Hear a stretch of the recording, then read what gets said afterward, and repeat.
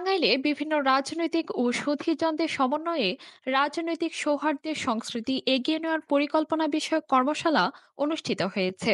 সোমবার দুপুরে শহরের ভিক্টোরিয়া রোডে ভিক্টোরিয়া ফরচুনের পার্টি সেন্টারে ইউকে এইডের অর্থায়নে এ কর্মশালার আয়োজন করে ডেমোক্রেসি ইন্টারন্যাশনাল।